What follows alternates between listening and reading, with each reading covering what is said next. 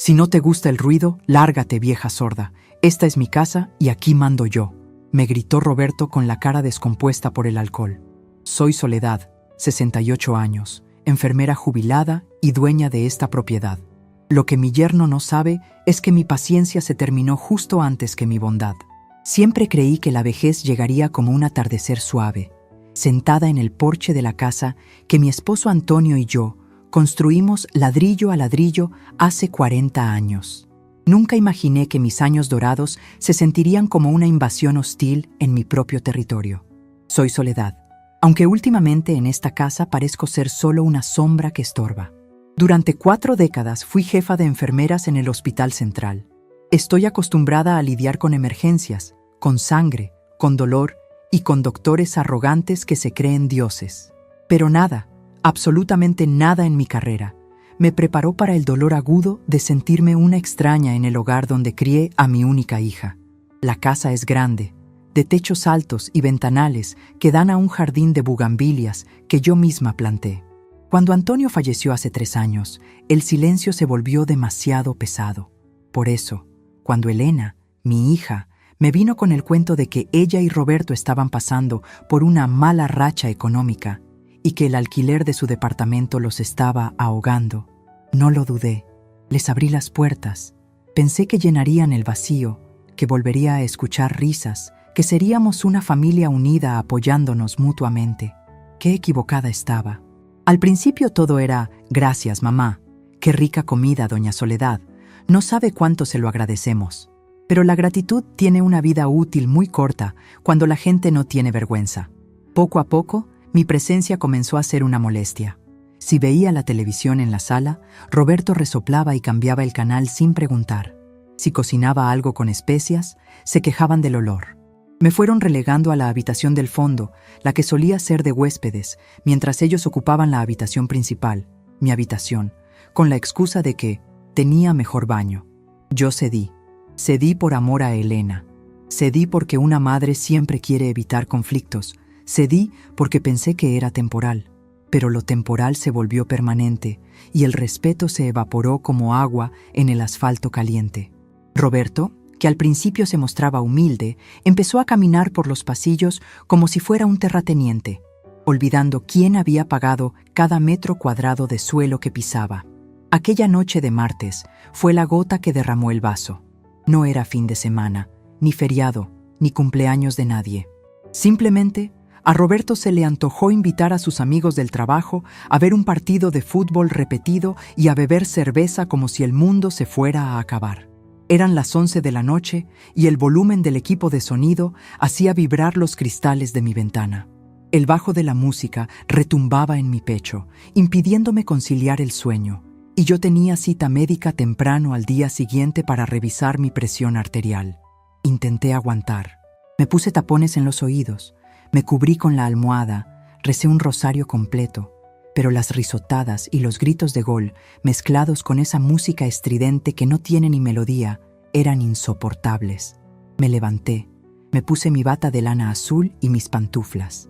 Al mirarme al espejo, vi a una mujer cansada, con el pelo gris revuelto, pero con la misma mirada firme que usaba para poner en orden a los internos de medicina en el hospital. Salí al pasillo. El olor a cigarro y a cerveza barata impregnaba mi casa, mi santuario. Llegué a la sala. Había latas vacías sobre la mesa de centro de caoba que Antonio había barnizado con tanto cuidado. Uno de los amigos de Roberto tenía los pies subidos en el sofá de terciopelo. Roberto estaba de pie, con una cerveza en la mano y la camisa desabotonada, riendo a carcajadas. Elena estaba en una esquina, revisando su celular, ajena al caos, o quizás fingiendo que no existía para no tener que lidiar con ello. «Roberto, por favor», dije, tratando de mantener la voz calmada pero firme. «Son más de las 11. Mañana tengo médico y necesito descansar. ¿Podrían bajarle al volumen o terminar la reunión? Es martes». Se hizo un silencio incómodo. Los amigos de Roberto se miraron entre ellos, algunos con sonrisas burlonas. Roberto se giró lentamente. Sus ojos estaban vidriosos por el alcohol y tenían ese brillo de agresividad que yo había empezado a temer pero que siempre trataba de ignorar. «¿Qué dijiste?», preguntó. acercándose demasiado a mí, invadiendo mi espacio personal. «Que bajen el volumen, Roberto. No se puede dormir con este escándalo». Fue entonces cuando explotó. No fue un reclamo normal. Fue un ataque directo, cargado de un resentimiento que debió haber estado guardando por mucho tiempo. «Ya vas a empezar a joder», gritó, manoteando al aire. «Siempre lo mismo contigo. Uno trabaja todo el día como burro para llegar a casa y tener que aguantar tus quejas». «Roberto, solo pido respeto», intenté interceder. «Respeto mis polainas», me interrumpió con un grito que me heló la sangre. «Esta es mi casa.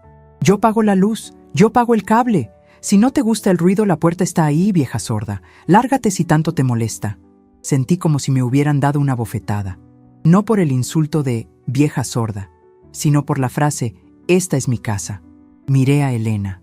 Busqué sus ojos, esperando que se levantara, que defendiera a la mujer que le dio la vida, que le dijera a su marido que no podía hablarme así. Elena levantó la vista del celular por un segundo. Me vio parada ahí, humillada frente a extraños, temblando no de miedo, sino de una furia contenida. Y entonces hizo lo peor que podía hacer. Bajó la mirada de nuevo a su pantalla y se encogió de hombros, como si no hubiera escuchado nada, como si yo fuera invisible. Ese gesto de indiferencia me dolió más que 1000 gritos. Mi propia hija, mi sangre, eligiendo la comodidad de no pelear con su marido antes que la dignidad de su madre.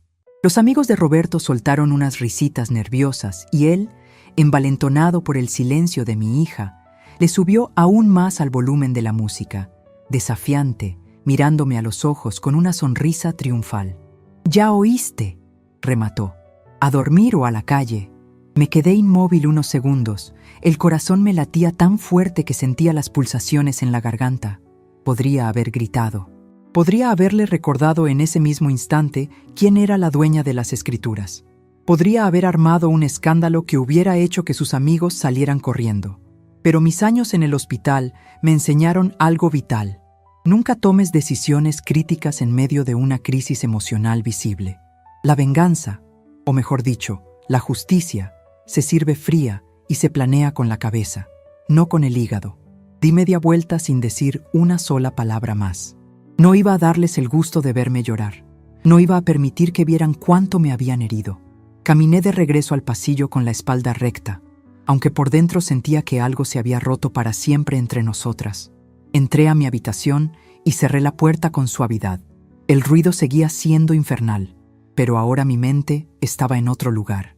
Me senté en el borde de la cama y respiré hondo. 1, 2, 3 veces. Miré a mi alrededor. Esa habitación pequeña y oscura donde me habían arrinconado. Vi la foto de Antonio en la mesita de noche. «Perdóname, viejo», le susurré a la foto. «Perdóname por permitir que le faltaran el respeto a nuestro hogar y a tu memoria». Me levanté y fui directamente al armario. Saqué mi vieja maleta de viaje, esa de cuero resistente que habíamos comprado para nuestro aniversario en Cancún hace años. Empecé a empacar. No eché todo, solo lo esencial. Ropa interior, 2 cambios de ropa cómodos, mis medicinas, mi neceser de aseo. Mis manos ya no temblaban. Ahora se movían con una precisión quirúrgica. Cada prenda que doblaba era una capa de tristeza que me quitaba de encima y una capa de armadura que me ponía. Luego hice lo más importante. Me arrodillé y busqué debajo de la cama, donde tenía escondida una pequeña caja fuerte ignífuga que Roberto ni siquiera sabía que existía. Marqué la combinación, la fecha de nacimiento de Elena. ¡Qué ironía! Abrí la caja y saqué una carpeta de plástico azul. Allí estaban los documentos originales de la casa, las escrituras notariadas, el testamento de Antonio y, lo más importante, el documento de usufructo vitalicio y la cláusula de revocación de donación que mi abogado, el licenciado Ramírez, me insistió tanto en firmar cuando dejé que ellos se mudaran. «Uno nunca sabe, Soledad», me había dicho Ramírez, un viejo zorro de los tribunales y amigo de la infancia. «El amor de padres es ciego, pero la ley tiene que tener los ojos bien abiertos». «¿Cuánta razón tenías, Rubén?» Revisé los papeles rápidamente. Todo estaba en orden. La casa estaba a nombre de Elena. Sí, se la había donado en vida para evitar impuestos sucesorios futuros, pero la cláusula era clara. Yo tenía el usufructo total y absoluto mientras viviera, y tenía la potestad de revocar la donación por ingratitud o maltrato. Roberto, en su ignorancia y arrogancia, creía que al estar casados por bienes mancomunados, él era dueño de la mitad de todo. Pobre iluso. No tenía idea de que en esta casa él era menos que un inquilino. Era un parásito que yo había decidido dejar de alimentar. También tomé mi chequera y las tarjetas del banco. Durante meses había estado pagando yo el mercado, la luz y el agua para ayudar, mientras ellos gastaban sus sueldos en ropa, salidas y, evidentemente, en alcohol. Mi pensión no era una fortuna, pero sumada a los ahorros de toda una vida de trabajo duro y al seguro de vida de Antonio, yo tenía una estabilidad que ellos, con sus deudas de tarjetas de crédito, ni soñaban. Cerré la maleta, me puse mi abrigo gris y tomé mi bolso. Miré la habitación una última vez. No sentía nostalgia, sentía liberación. Había pasado demasiado tiempo siendo la viejita complaciente, la que estorba, la sorda. Bueno, esta noche la sorda había escuchado demasiado claro, y la inútil estaba a punto de darles una lección de vida que no aprenderían en ninguna universidad. Saqué mi celular y marqué un número que sabía de memoria. «¿Bueno?», contestó una voz ronca al otro lado. «Rubén, soy Soledad, perdona la hora». «Soledad, ¿pasó algo?». «Son las 11:30». «Sí, pasó. Necesito que vengas mañana a primera hora, a las 8 en punto. Trae los papeles de la revocación y la orden de desalojo que preparamos por si acaso».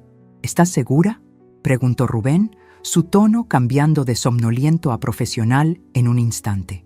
«Nunca he estado más segura en mi vida. Voy a salir de la casa ahora mismo. Me voy al hotel del centro». «De acuerdo. Mañana a las 8 estaré ahí. ¿Quieres que vaya por ti?». «No, quiero que vayas a la casa. Yo llegaré después. Quiero que seas tú quien los despierte». Colgué. Salí de la habitación arrastrando la maleta. Las ruedas hacían un sonido sordo contra el piso de madera, pero la música en la sala era tan fuerte que nadie lo notó. Pasé por el pasillo, bordeando la sala. Pude verlos de nuevo. Roberto estaba bailando torpemente, derramando cerveza en el suelo. Elena seguía sentada, ahora con una copa en la mano, riendo falsamente de algún chiste. Nadie me vio salir. Fui un fantasma en mi propia casa hasta el último segundo. Abrí la puerta principal. El aire frío de la noche me golpeó la cara y sentí que podía respirar por primera vez en meses. Había un taxi que acababa de dejar a un vecino enfrente. Le hice señas. Mientras el taxista subía mi maleta a la cajuela, eché un último vistazo a la fachada de mi hogar. Las luces parpadeaban dentro y la música seguía contaminando la paz de la calle. «Esta es mi casa», había dicho él. Sonreí con tristeza, pero también con una determinación fría y afilada como un bisturí. Me subí al taxi. «¿A dónde la llevo, señora?», preguntó el conductor, un muchacho joven y amable. «Al Hotel Plaza, por favor», respondí, acomodándome el abrigo. «Y joven, no se preocupe por la música. A partir de mañana, en esa casa va a reinar un silencio sepulcral». El taxi arrancó y me alejé de la que había sido mi vida, sabiendo que al amanecer, cuando la resaca de Roberto y Elena fuera insoportable, el timbre de la puerta sonaría no para traer visitas, sino para traer la realidad. Y la realidad, cuando llega de golpe, suele ser mucho más dolorosa que cualquier grito de borracho. Cerré los ojos y por primera vez en años no me sentí vieja ni cansada. Me sentí como la jefa de enfermeras que está a punto de entrar a quirófano para extirpar un tumor maligno. Mañana empezaría la cirugía. Desperté antes de que sonara la alarma, con esa puntualidad biológica que 40 años de turnos en el hospital grabaron a fuego en mi sistema. Por un segundo, al abrir los ojos, me invadió la confusión. Las sábanas eran demasiado suaves, el olor a lavanda era ajeno y, lo más impactante de todo, había un silencio absoluto. No se escuchaban los ronquidos de Roberto atravesando las paredes, ni el zumbido de la nevera vieja que se negaban a reparar. Estaba en la habitación 304 del Hotel Plaza. Me senté en la cama y, al ver la luz del sol filtrándose por las cortinas pesadas, la realidad de la noche anterior me golpeó, pero no dolió como esperaba. Al contrario, sentí una extraña ligereza en el pecho, como cuando uno finalmente se quita unos zapatos que le han estado apretando durante meses. Me levanté y fui al baño. El espejo, amplio y bien iluminado, me devolvió la imagen de Soledad. No la vieja sorda, ni la suegra molesta, ni la madre ignorada. Vi a una mujer con ojeras, sí, pero con la mandíbula firme. Me lavé la cara con agua fría, sintiendo cómo cada gota despertaba una parte de mi cerebro que había estado adormecida por la sumisión. Mientras me secaba, mi mente, entrenada para organizar historiales clínicos y triajes de emergencia, empezó a evaluar mi situación con frialdad objetiva. Abrí mi bolso y saqué la carpeta azul y mi celular. Tenía 3 llamadas perdidas de Elena de hace apenas unos minutos. Seguramente se acababa de levantar y había notado que no estaba el café hecho ni el desayuno en la mesa. La ignoré. Me senté en el pequeño escritorio de la habitación y desplegué los documentos como si fueran un mapa de guerra. Ahí estaba mi poder, impreso en papel bond y sellado por la Notaría Pública número 4. Leí nuevamente la cláusula 8ª de la donación. La donante, Soledad Méndez, viuda de Castillo, se reserva el usufructo vitalicio del inmueble y la facultad de revocar la presente donación por causa de ingratitud, maltrato físico o psicológico, o abandono. Rubén, mi abogado, había sido muy insistente con ese párrafo. «Es tu seguro de vida, Soledad», me dijo aquella vez. Yo firmé pensando que era un trámite burocrático innecesario, porque ¿qué hija trataría mal a su madre? ¡Qué ingenua fui! Ahora, esas letras negras eran mi espada y mi escudo. Pero no era solo la casa. Abrí la aplicación del banco en mi celular. Mis ahorros estaban intactos. La pensión de Antonio y mi jubilación sumaban una cantidad mensual que me permitía vivir con holgura, viajar si quería o pagar este hotel por meses sin despeinarme. En cambio, sabía perfectamente que las cuentas de Roberto estaban en números rojos. Lo sabía porque he visto los avisos de cobro que llegan al correo y que él esconde rápidamente. Lo sabía porque Elena me había pedido prestado para la tarjeta 3 veces este mes.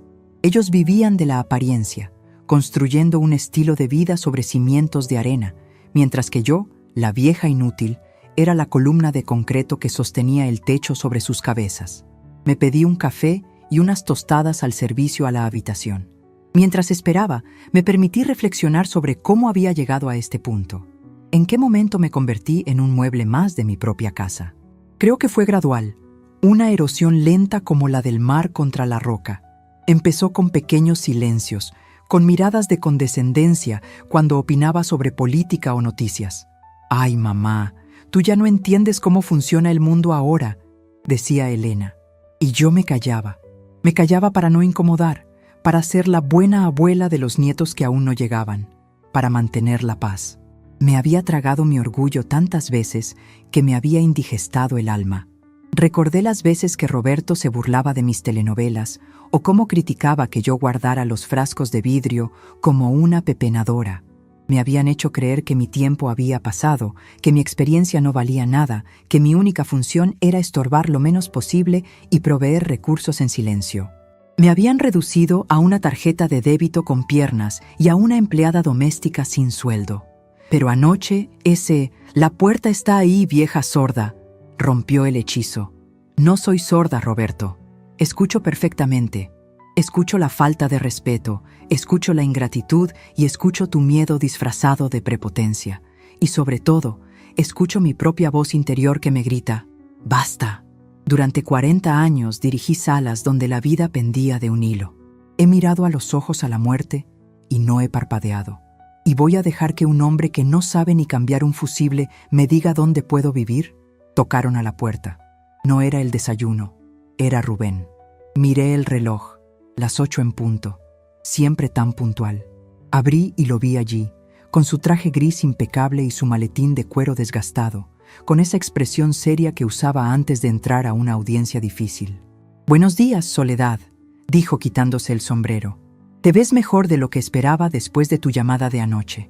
Pasa, Rubén, siéntate». Le indiqué la silla frente al escritorio y yo me senté en el borde de la cama. No he dormido mucho, pero he pensado bastante. Rubén sacó unos documentos de su maletín. Eran copias nuevas, frescas, listas para ser entregadas. Tengo todo listo. La notificación de revocación de donación por causa de ingratitud y la orden de desalojo inmediata basada en tu derecho de usufructo exclusivo. Legalmente, Soledad, tú tienes la sartén por el mango. Ellos están viviendo ahí por tu mera tolerancia. En el momento que tú retiras esa tolerancia, se convierten en ocupantes ilegales. ¿Cuánto tiempo les damos?, pregunté, mi voz sonando más fría de lo que yo misma reconocía. La ley puede ser lenta si ellos se oponen, pero con la cláusula de revocación firmada ante notario es mucho más rápido. Sin embargo, para efectos prácticos, les voy a notificar que tienen 72 horas para desalojar voluntariamente antes de iniciar la demanda civil y penal por violencia intrafamiliar. Eso suele asustarlos lo suficiente. Asentí. 72 horas. 3 días. Quiero que vayas tú, Rubén. No quiero verles la cara hoy. No quiero escuchar las excusas de Elena ni los gritos de Roberto. Quiero que sientan el peso de la ley, no el peso de las lágrimas de una madre. Entendido. Voy para allá ahora mismo. ¿Qué vas a hacer tú? Yo me voy a quedar aquí. Voy a desayunar tranquila. Voy a leer el periódico y luego iré a la peluquería. Hace meses que quiero cortarme el cabello y teñirme estas canas que tanto les molestan a ellos. Rubén sonrió, una sonrisa cómplice de quien ha visto muchas batallas. Esa es la Soledad que yo conozco, la que no se deja de nadie. Cuando Rubén salió de la habitación, sentí una mezcla de adrenalina y paz. Mi celular volvió a vibrar. Otra vez Elena. Y luego un mensaje de texto. «Mamá, ¿dónde estás? No hay desayuno y Roberto no encuentra su camisa azul. Contesta». Solté una carcajada corta y seca. La ironía era deliciosa. Me habían echado de casa anoche, pero esta mañana se indignaban porque no estaba allí para servirles. Roberto, el dueño de la casa, no era capaz ni de encontrar su propia ropa sin mi ayuda. Su dependencia era patética y mi ceguera ante ella había sido mi mayor error. Había confundido amor con servidumbre.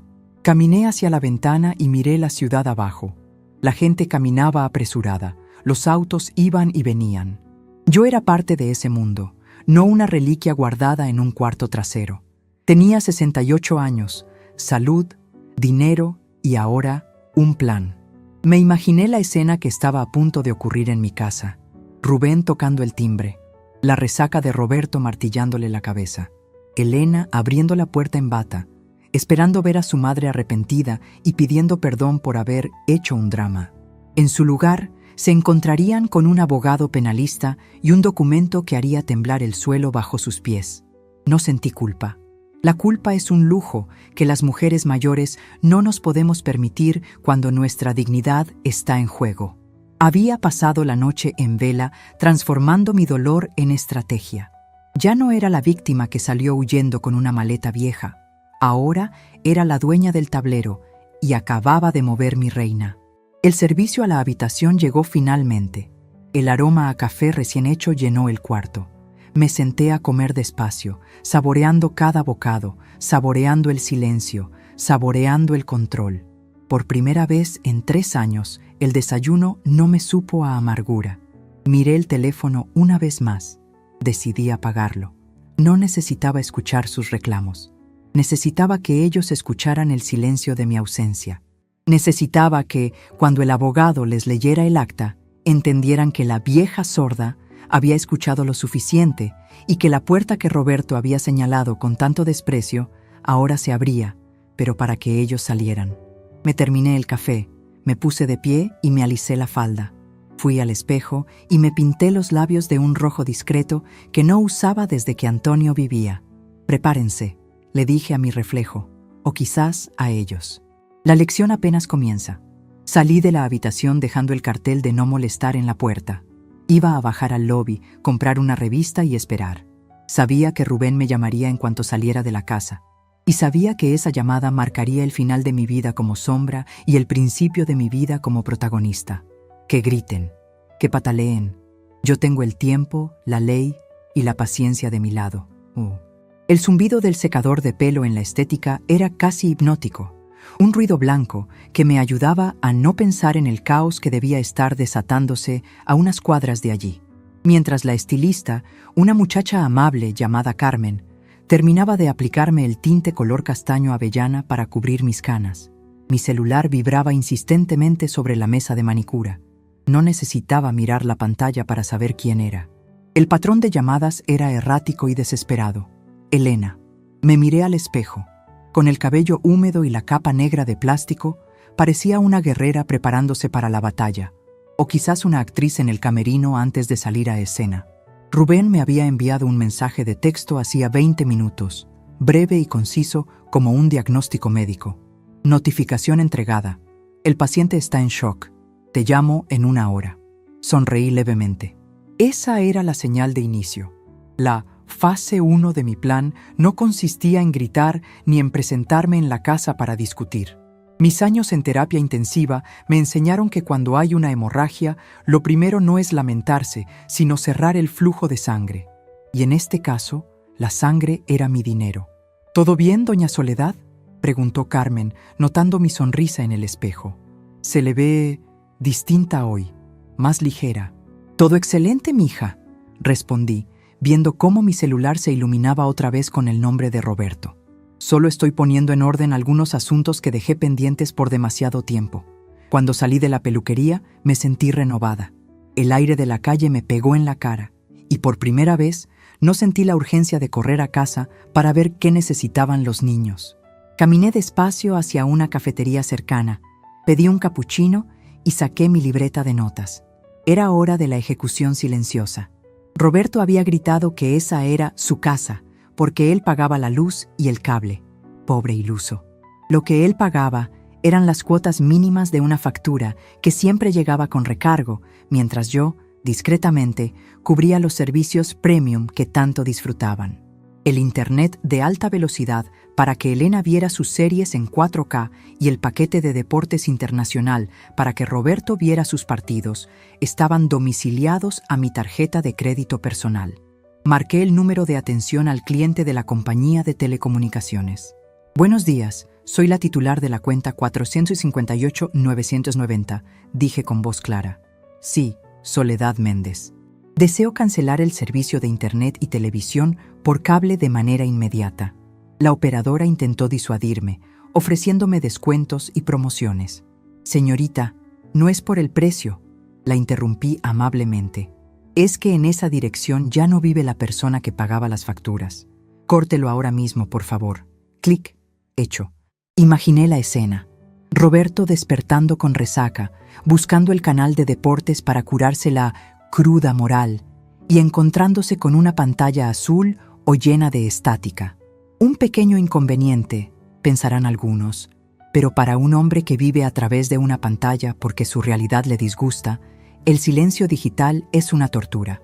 El siguiente paso era más delicado. Abrí la aplicación del banco. Durante años le había dado a Elena una tarjeta de crédito adicional, una extensión de la mía, con la excusa de emergencias o compras para la casa. Al revisar el estado de cuenta reciente, vi cargos de emergencia en tiendas de ropa de marca, restaurantes de sushi y, lo que más me dolió, en una licorería ayer por la tarde, horas antes de que me echaran. Mi dedo se posó sobre el botón de bloquear tarjeta. No dudé. No sentí remordimiento. Sentí la frialdad del bisturí cortando el tejido necrótico. Bloqueada. Reportada como extraviada para asegurar que no pudieran reactivarla. En ese momento, mi teléfono sonó de nuevo. Esta vez decidí contestar, pero no hablé. Solo escuché. «Mamá, ¿se puede saber qué te pasa?» La voz de Elena sonaba aguda, mezcla de miedo y reproche. Vino el tío Rubén con unos papeles ridículos diciendo que nos tenemos que ir. Roberto está furioso, dice que te va a demandar por acoso. Y para colmo se fue el internet. ¿No pagaste la cuenta este mes? Mamá, contesta, esto no es gracioso. Escucharla me provocó una tristeza profunda, pero no la que te hace llorar, sino la que te hace madurar de golpe, aunque tengas casi 70 años. Mi hija, mi niña, preocupada por el internet mientras su madre dormía en un hotel. Elena, dije, mi voz sonando tranquila, casi dulce. El internet se fue porque la dueña de la cuenta ya no vive ahí. Y sobre los papeles de Rubén, te sugiero que los lean bien. No son una broma. ¿Pero qué dices? Tú no puedes hacernos esto. Roberto dice que... Lo que diga Roberto ya no me interesa, hija. Él dijo que la puerta estaba ahí. Yo la crucé. Ahora les toca a ustedes aprender a mantener su casa. Colgué antes de que pudiera responder. Apagué el teléfono de nuevo. No necesitaba escuchar más. La semilla del pánico ya estaba sembrada. Ahora solo tenía que dejarla germinar. Pasé la tarde paseando por el centro de la ciudad. Entré a una librería y compré 2 novelas que llevaba años queriendo leer, pero que nunca compraba porque era un gasto innecesario. Comí en un restaurante tranquilo, sola, observando a la gente. Me di cuenta de cuántas mujeres de mi edad caminaban con la cabeza baja, cargando bolsas de mandado, apresuradas para llegar a atender a alguien más. Me dieron ganas de pararlas a todas y decirles: despierten, no son invisibles, son indispensables. Al caer la tarde, regresé al hotel. Rubén me esperaba en el lobby, con una expresión de satisfacción profesional. «Soledad, eres tremenda», dijo al verme. Fui a la casa como acordamos. Roberto intentó intimidarme. Me gritó que quién me creía que era. Cuando le mostré la cláusula de revocación y le expliqué que legalmente son ocupantes precarios, se puso pálido. Pero lo mejor fue cuando intentó llamar a su propio abogado amigo y se dio cuenta de que no tenía saldo en el celular. ¿Y Elena?, pregunté, sintiendo un nudo en el estómago. Elena estaba llorando. Creo que ella empieza a entender la gravedad del asunto. Pero Roberto, él sigue en negación. Cree que es un berrinche tuyo que se te pasará en 2 días. Me dijo, ya volverá con la cola entre las patas cuando se le acabe la pensión. Solté una carcajada seca. ¿Eso dijo? Pobre hombre. No sabe que la pensión es mía, la casa es mía, y la paciencia se me acabó hace mucho. Rubén, ¿qué pasa con los servicios básicos? Luz y agua. Están a nombre de tu difunto esposo, pero tú los has pagado siempre. Legalmente, no podemos cortarlos de golpe porque podría verse como un acto de mala fe ante un juez, considerando que hay familia dentro. Pero puedo dejar de pagarlos, completé su frase. Y puedo retirar la domiciliación bancaria. Exactamente. Y da la casualidad de que el recibo de la luz vence mañana. Es un monto considerable por el aire acondicionado que usan todo el día. Si no se paga en 48 horas, la compañía corta el servicio automáticamente. Son muy estrictos en esa zona. Perfecto, asentí. Que aprendan lo que cuesta el aire fresco. Subí a mi habitación. La noche caía sobre la ciudad. Desde mi ventana, imaginaba mi casa. A esta hora, Roberto estaría intentando ver el partido. Se sentaría en el sofá, tomaría el control remoto y... nada. Pantalla negra. Buscaría su celular para usar los datos, pero probablemente ya se le habrían acabado. Elena intentaría pedir comida a domicilio, esa pizza que les gusta de los martes. Sacaría la tarjeta adicional que yo le di. Miré mi reloj. Eran las 8 de la noche, justo la hora de la cena. Mi celular vibró con una notificación de la aplicación del banco. Intento de compra rechazado, Pizzería Donato, monto 450 €. Tarjeta bloqueada. Cerré los ojos y suspiré. No era alegría lo que sentía, era la satisfacción amarga de la justicia. Durante años, mi dinero había sido invisible para ellos, como el oxígeno. Solo notan que falta cuando se empiezan a asfixiar. Media hora después, llegó un mensaje de voz de Roberto. Era la primera vez que él me contactaba directamente desde la discusión. Dudé un momento, pero decidí escucharlo. Le di play y puse el altavoz. «Mire, doña Soledad». Su voz sonaba pastosa, arrastrando las palabras, y se notaba el esfuerzo por contener la rabia. «Esto ya fue demasiado lejos. No podemos pedir cena y la tele no sirve. Elena está histérica. Regrese ya, deje de hacer el ridículo a su edad y arreglemos esto como gente civilizada. Si viene ahora, olvidaré que mandó al abogadito ese. Olvidaré». La audacia de este hombre no tenía límites. Aún creía que él tenía el poder de perdonarme a mí. Aún pensaba que yo estaba haciendo un berrinche de anciana senil. No tenía ni la menor idea de que estaba hablando con la dueña del tablero. No contesté. El silencio es una respuesta mucho más ruidosa que cualquier grito. Dejé que pasaran las horas. Pedí un té de manzanilla al servicio de habitaciones y me puse mi pijama de seda, una que tenía guardada para ocasiones especiales y que nunca usaba. Esta noche era especial. Era la primera noche del resto de mi vida. Hacia las 10 de la noche, mi teléfono volvió a sonar. Era Elena de nuevo. Pero esta vez dejé que sonara hasta que entró al buzón. Luego escuché el mensaje. Mamá, mamá, por favor contesta. La tarjeta no pasa. Roberto salió a comprar cervezas con el dinero del gasto y regresó muy enojado porque su tarjeta de nómina también fue rechazada. Dice que el banco le retuvo el saldo por una deuda vieja. Mamá, no tenemos dinero en efectivo. La nevera está casi vacía porque no hiciste la compra de la semana. ¿Qué vamos a comer mañana? Por favor, mamá, ya entendimos. Vuelve. Ya entendimos. No, hija mía, pensé mientras miraba las luces de la ciudad. No han entendido nada. Creen que esto es un castigo temporal, como cuando a un niño se le quita el juguete. Creen que mi función es resolver sus problemas. No han entendido que no estoy castigándolos. Estoy renunciando a mi puesto de salvadora. Me senté en el escritorio y escribí una lista. No era una lista de compras, ni de pendientes. Era una lista de agravios y costos. 1. Alquiler de mercado de la zona, 15,000 mensuales, que no pagan. 2. Servicios completos, 4,000 mensuales, que no pagan. 3. Comida y limpieza, 8,000 mensuales, que no pagan. 4. Daño moral, incalculable. Sumé las cifras. Roberto y Elena se habían ahorrado casi 30,000 pesos al mes viviendo a mis costillas y aún así tenían deudas. Yo no era su madre y suegra, era su patrocinadora financiera. Y el contrato de patrocinio acababa de ser rescindido. De repente, sentí una punzada de duda. ¿Era demasiado cruel dejarlos sin comida? Mi instinto maternal, ese músculo traicionero, intentó rebelarse. Recordé a Elena de niña, con sus coletas, pidiéndome un helado. Pero luego, la imagen de anoche se superpuso. Elena mirando su celular mientras su marido me humillaba y me echaba a la calle. Elena encogiéndose de hombros. No, la crueldad había sido de ellos. Yo solo les estaba devolviendo la responsabilidad de sus propias vidas. Si tienen hambre, que trabajen. Si quieren luz, que la paguen. Son 2 adultos funcionales, sanos y jóvenes. Yo soy una mujer mayor que trabajó 40 años limpiando enfermos y aguantando guardias de 24 horas. Si yo pude, ellos pueden. Y si no pueden, no es mi problema. Me acerqué a la ventana. A lo lejos, creí distinguir la dirección de mi barrio. Todo estaría oscuro en esa casa ahora. Roberto probablemente estaría gritando, golpeando paredes, buscando culpables en todos lados menos en el espejo. Elena estaría llorando en la habitación de huéspedes porque la principal, mi habitación, seguramente se sentía demasiado grande y acusadora ahora que sabían que los papeles decían la verdad.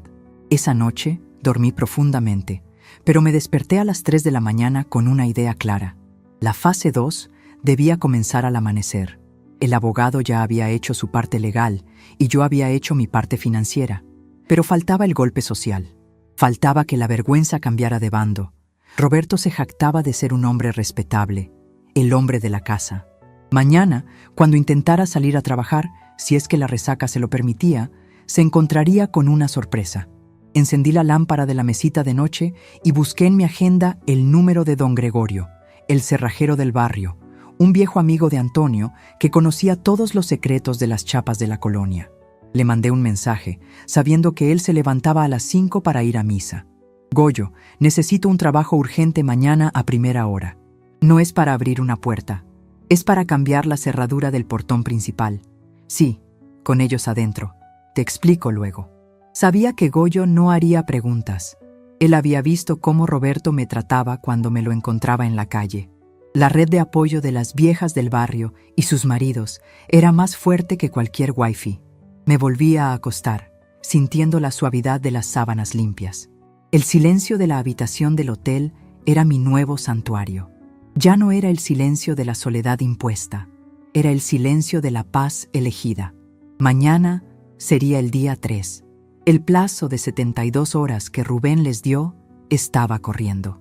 Ellos pensaban que tenían tiempo, que podían convencerme, manipularme o asustarme. No sabían que el tiempo jugaba a mi favor.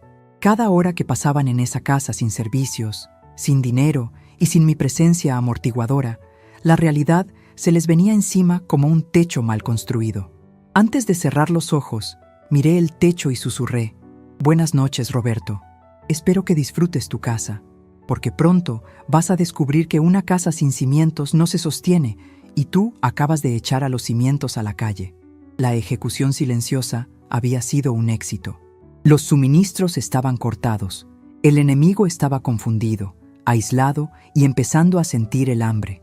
Pero lo que vendría mañana no sería silencioso. Mañana, la verdad haría tanto ruido que ni tapándose los oídos podrían ignorarla. El sol de la mañana golpeaba con una intensidad inusual para esta época del año, como si el clima mismo hubiera decidido aliarse conmigo para subir la temperatura en esa casa. Eran las 9 de la mañana del tercer día.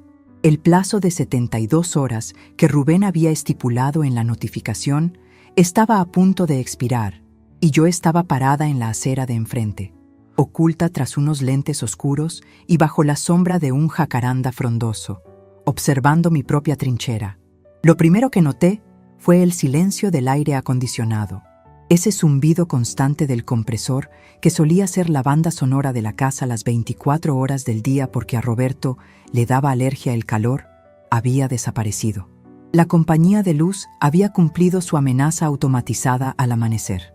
Imaginé el interior de la casa, un horno de ladrillo y cemento acumulando el bochorno, con la nevera descongelándose lentamente y convirtiendo los pocos alimentos que quedaban en un caldo tibio. Vi movimiento en la ventana de la sala. Las cortinas se agitaron con brusquedad. Seguramente buscaban una brisa que no existía. Me ajusté el bolso al hombro. Me sentía tranquila, con esa calma fría que precede al momento de entubar a un paciente crítico.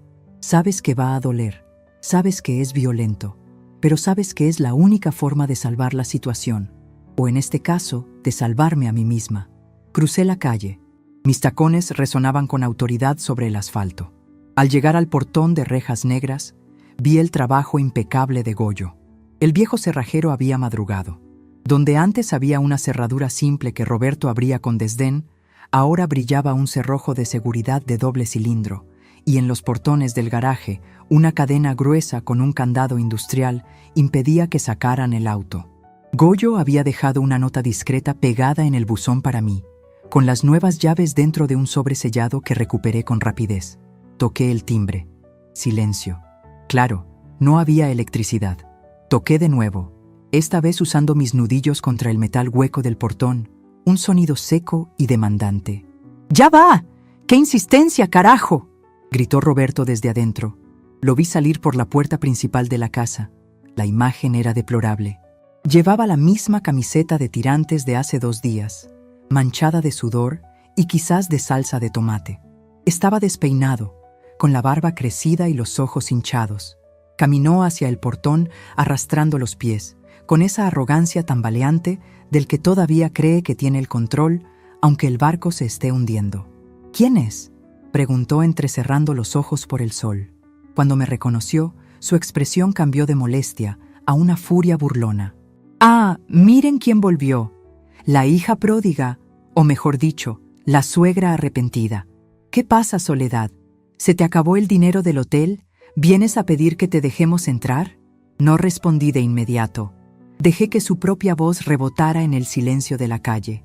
Algunos vecinos, doña Matilde y el señor López, ya estaban asomados discretamente en sus jardines, regando plantas que no necesitaban agua, con las orejas paradas.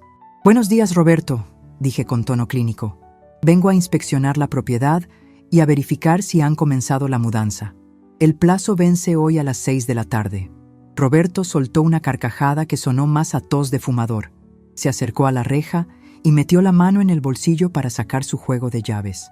«Mira, vieja loca», escupió las palabras. «Déjate de juegos.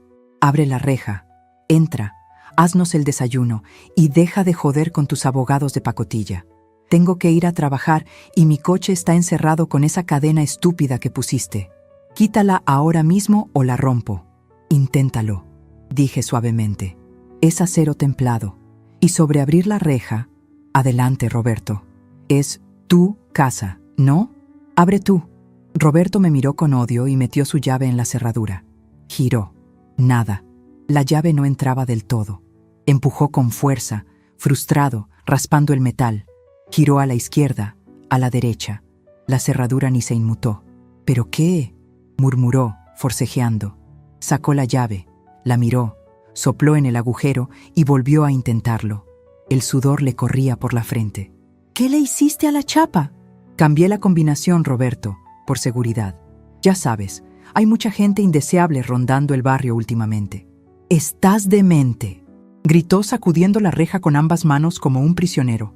«¡Esto es secuestro! ¡Voy a llamar a la policía!». «Por favor, hazlo», le animé sacando mi celular. ¿Tienes saldo? ¿O quieres que te preste mi teléfono?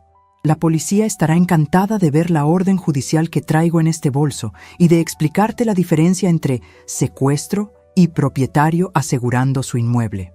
Por cierto, la puerta peatonal no tiene seguro por dentro. Puedes salir cuando quieras.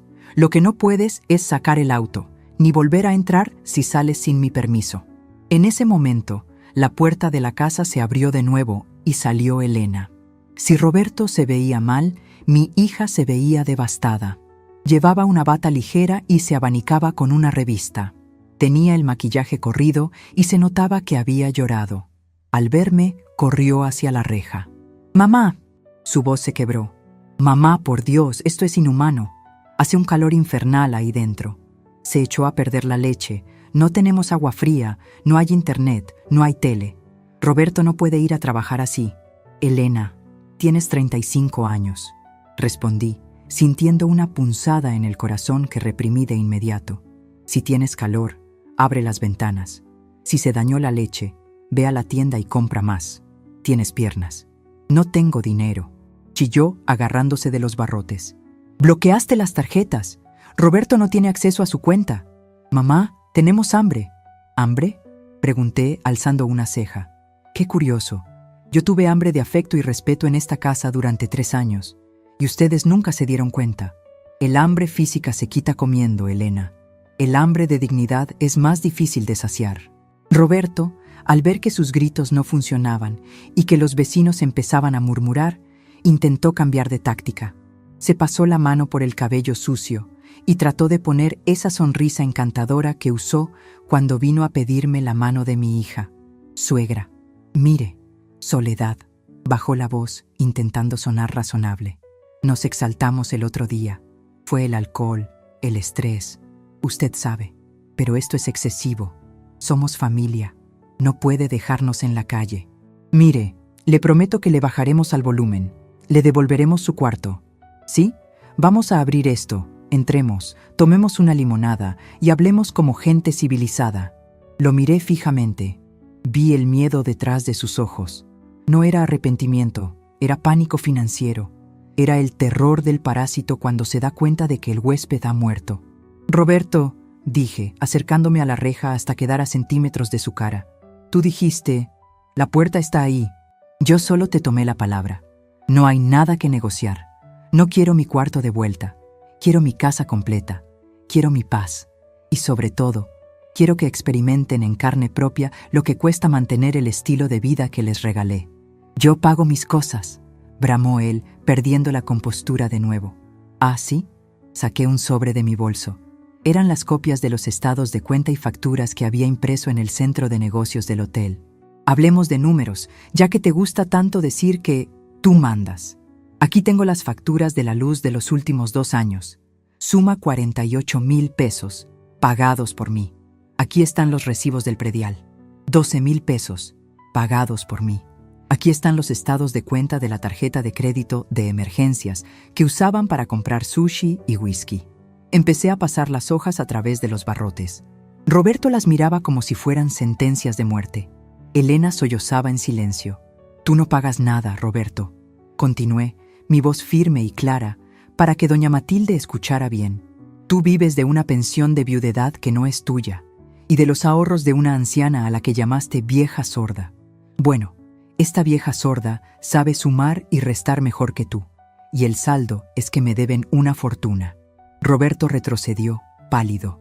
La realidad lo golpeaba más fuerte que cualquier puñetazo. Se dio cuenta de que yo no estaba jugando, de que no era un berrinche pasajero. Se dio cuenta de que yo sabía todo. «Pero la casa es de Elena», balbuceó, aferrándose a su último clavo ardiendo. Está a su nombre.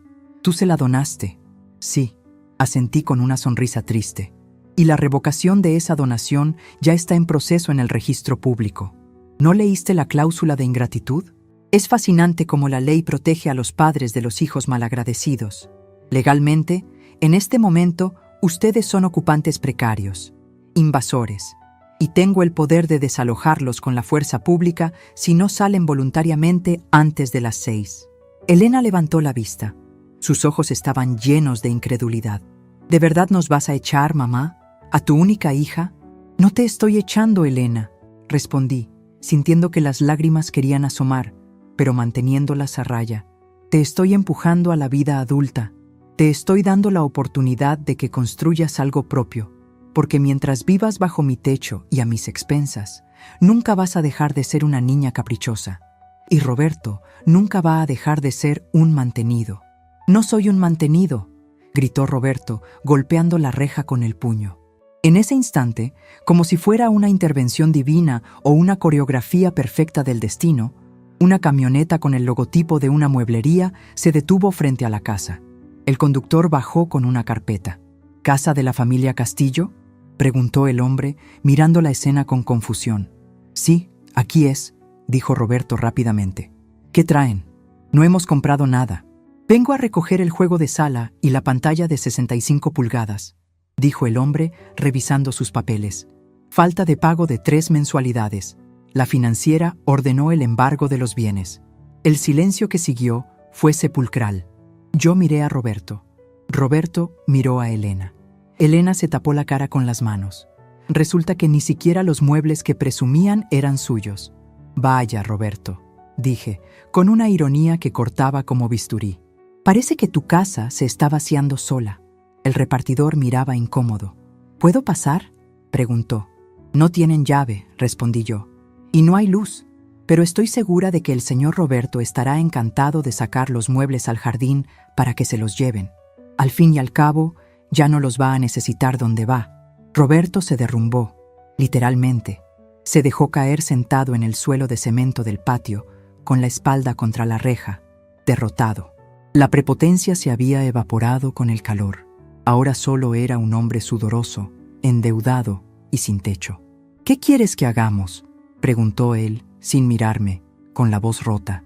Quiero que empaquen, dije, recuperando mi tono de jefa de enfermeras. Quiero que saquen su ropa y sus cosas personales. Nada de muebles, nada de electrodomésticos, esos son míos o, por lo visto, de la financiera. Quiero la casa vacía de su presencia a las 6 de la tarde. Si lo hacen, les daré un cheque por 5,000 pesos para que paguen un hostal o un depósito de un cuarto barato. Es mi última oferta de caridad. ¿5,000 pesos? Elena me miró horrorizada. Eso no alcanza para nada. Es más de lo que tenían ayer, repliqué. Y es mucho más de lo que merecen. Tómenlo o déjenlo. Si a las 6 no están fuera, entra la policía y no hay cheque. Di media vuelta. No esperé su respuesta. No la necesitaba. Sabía que no tenían opción. Caminé hacia la esquina donde pasaban los taxis, sintiendo la mirada de los vecinos en mi espalda. Ya no me miraban con lástima, como a la pobre viuda que vive con el yerno grosero. Me miraban con respeto, con miedo, incluso. Al subir al taxi, el conductor me miró por el retrovisor. ¿Todo bien, señora? Se ve usted muy seria. Todo excelente, joven, respondí, abriendo la ventanilla para que me diera el aire. Solo estoy haciendo una limpieza profunda, sacando la basura acumulada de años.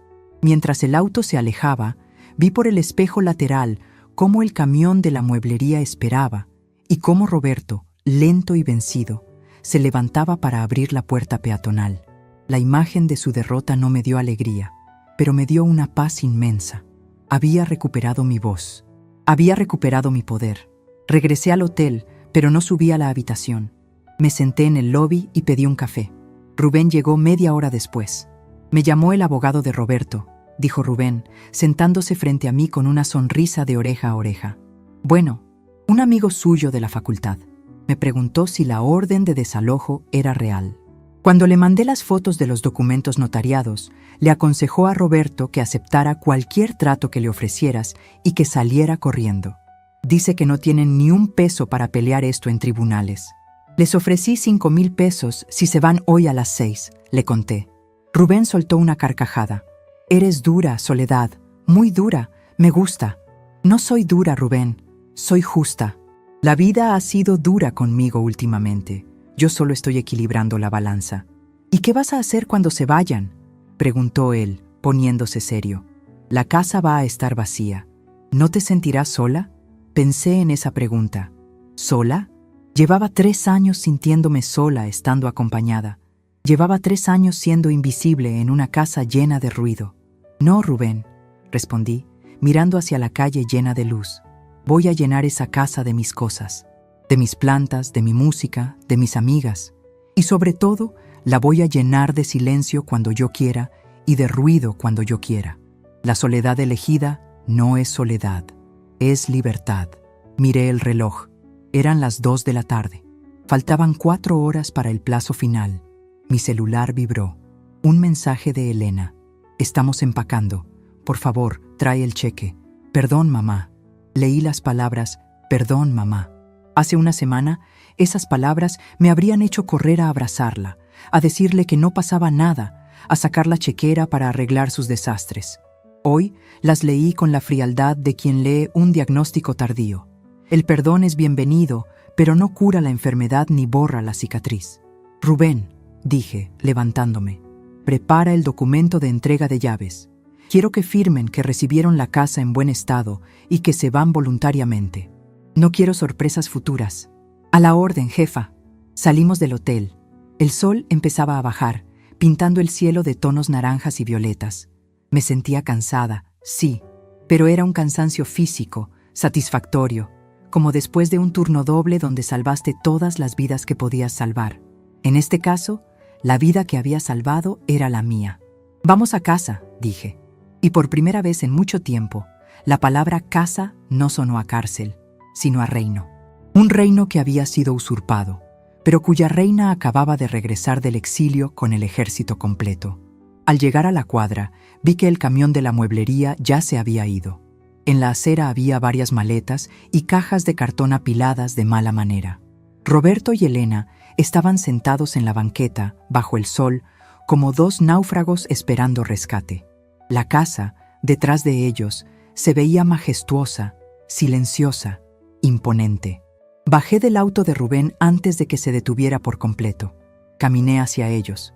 No como madre, no como suegra. Caminé como la dueña. ¿Listos?, pregunté. Roberto no levantó la cabeza. Elena asintió, secándose las lágrimas con el dorso de la mano. Aquí están las llaves, dijo Elena, extendiendo la mano. En su palma brillaba el juego de llaves que Goyo les había dado para la puerta peatonal, junto con las viejas llaves que ya no servían. Tomé el metal frío en mis manos. Pesaba la historia, pesaba el dolor, pero también pesaba la victoria. Bien, dije. Rubén tiene el documento para que firmen, y aquí está el cheque. Les entregué el papel. Roberto lo tomó casi con desesperación. Fue un gesto patético que confirmó todo lo que yo pensaba. El dinero siempre fue su verdadero amor, no mi hija, y mucho menos mi respeto. Mientras Rubén lidiaba con las firmas, yo caminé hacia el portón. Metí mi llave maestra en la cerradura nueva. Giró suavemente, como mantequilla. El clic del mecanismo abriéndose fue el sonido más hermoso que había escuchado en años. Empujé la reja. Entré a mi jardín. Las bugambilias estaban sedientas, pero vivas. Me giré para mirarlos una última vez. Estaban subiendo sus maletas a un taxi que acababan de parar. No miraron atrás. No hubo despedidas de película, ni abrazos dramáticos, solo la cruda realidad de 2 personas enfrentando las consecuencias de sus actos. Cerré el portón. Pasé el cerrojo. Estaba sola. Respiré hondo el aire caliente de la tarde, que ahora olía a jazmín y a victoria. Saqué mi celular y marqué el número de la compañía de luz. Buenas tardes. Quiero reconectar el servicio. Sí, el pago ya se realizó. Gracias. Entré a la casa. Estaba oscura y calurosa, pero era mía. Absolutamente mía. Mañana empezaría la limpieza. Mañana empezaría a pintar las paredes para borrar sus huellas. Pero hoy solo me sentaría en mi sillón, el que la mueblería no se llevó porque era mío, el viejo de cuero de Antonio. y disfrutaría del sonido más lujoso del mundo, el sonido de nadie diciéndome qué hacer. La transformación estaba casi completa. La víctima había muerto. La guerrera había ganado. Ahora solo faltaba construir el legado. Y tenía el presentimiento de que lo mejor estaba por venir. Han pasado 3 meses desde aquella tarde en que el taxi se llevó a mi hija y a su marido, junto con sus maletas llenas de ropa y sus cajas vacías de dignidad. 3 meses desde que cerré el portón y recuperé el control de mi vida. Lo primero que hice no fue descansar, sino purificar. Contraté a Goyo y a su hijo para que pintaran la casa completa.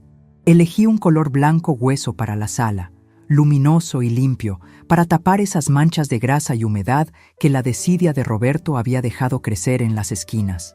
El olor a pintura fresca reemplazó al olor rancio de tabaco y cerveza.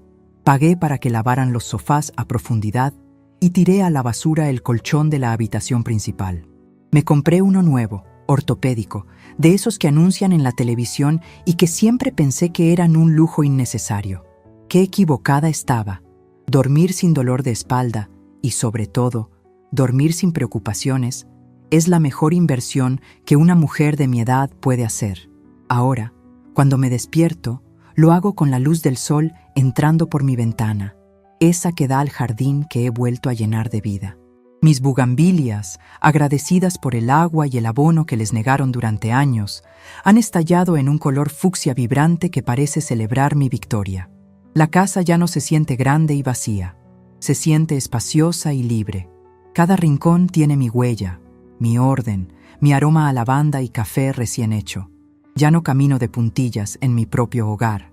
Ahora mis pasos resuenan firmes sobre la madera pulida. La lección para Roberto y Elena fue dura, pero necesaria, como una inyección de penicilina que arde al entrar, pero cura la infección.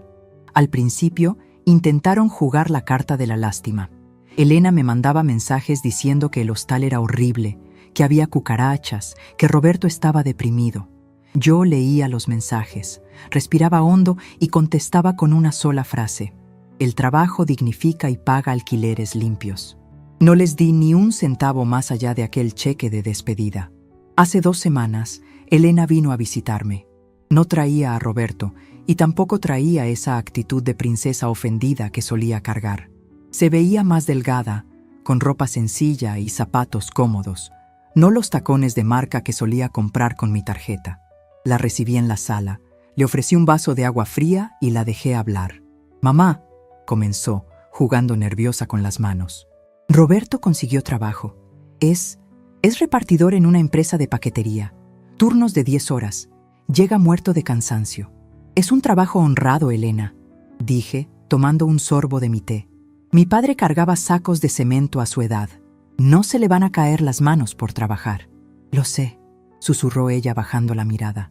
«Yo también estoy trabajando, de recepcionista en una clínica dental.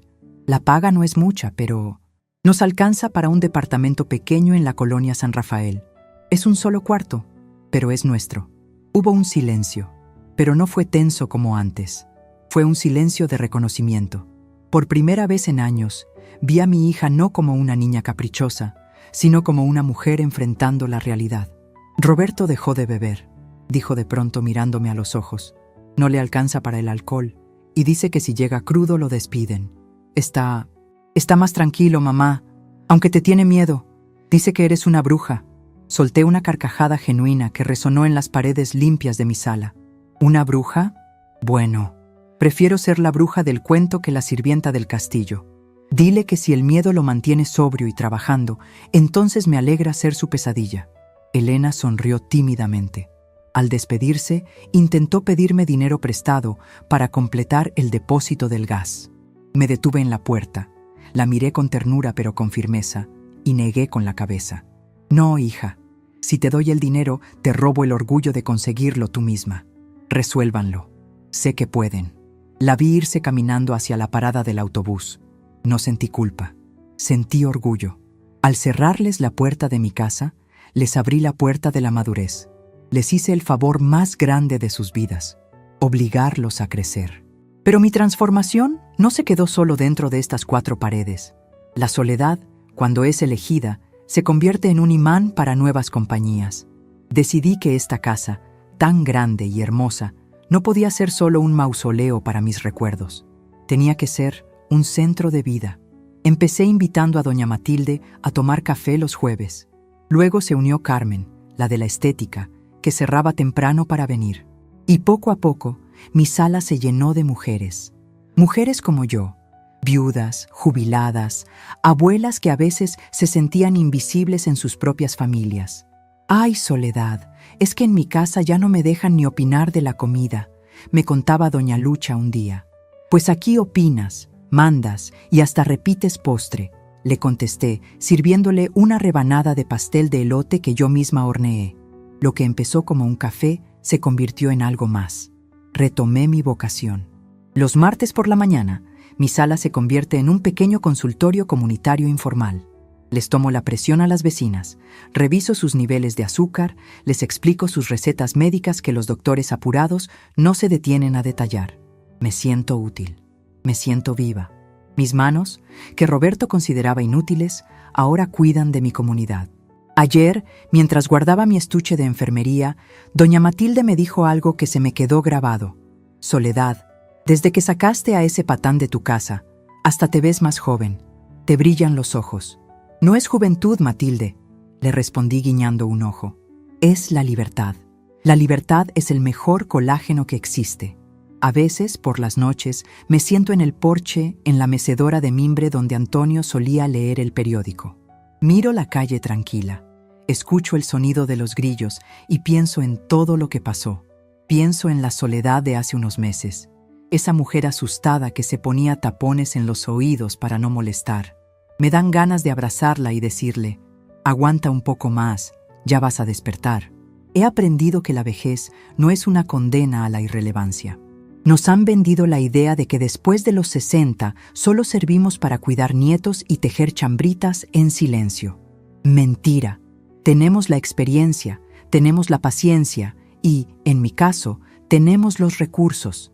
Somos los cimientos de la sociedad, y si los cimientos se mueven, la casa tiembla. Roberto aprendió eso a la mala. El otro día fui al banco a revisar mis inversiones. El ejecutivo, un muchacho joven, me miró sorprendido al ver los movimientos de mis cuentas. Señora Méndez, veo que sus gastos han disminuido considerablemente en el último trimestre. ¿Está todo bien? Mejor que nunca, joven, le dije firmando los papeles. Me deshice de unos pasivos tóxicos que me estaban costando una fortuna.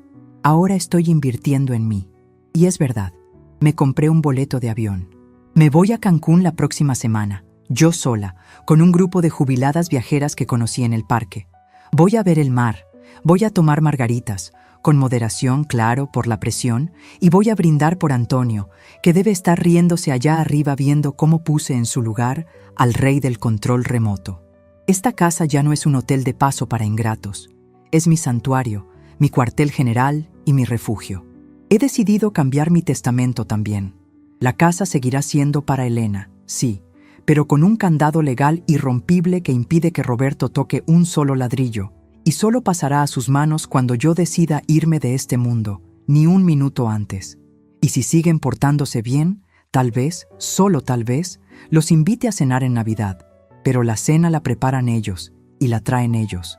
Aquí yo ya cociné suficiente para quien no tenía hambre. Me levanto de la mecedora. El aire de la noche es fresco. Entro a la casa y paso la mano por el marco de la puerta, esa misma puerta que Roberto señaló con tanto desprecio. La puerta está ahí, susurro, repitiendo sus palabras, pero ahora con mi propio significado. Sí, la puerta está ahí, pero ahora yo tengo la llave. Y solo entra quien trae respeto en las manos y amor en el corazón. Cierro la puerta con suavidad. El clic del cerrojo es el sonido final de esta historia. Apago la luz de la sala, pero no me quedo a oscuras. En mi habitación, la lámpara de lectura me espera junto a un buen libro y la paz absoluta de saber que mañana, al despertar, el único ruido que escucharé será el de mi propia felicidad. Porque nunca es tarde para recuperar tu trono, aunque tengas que echar a los bufones del castillo para poder sentarte en él.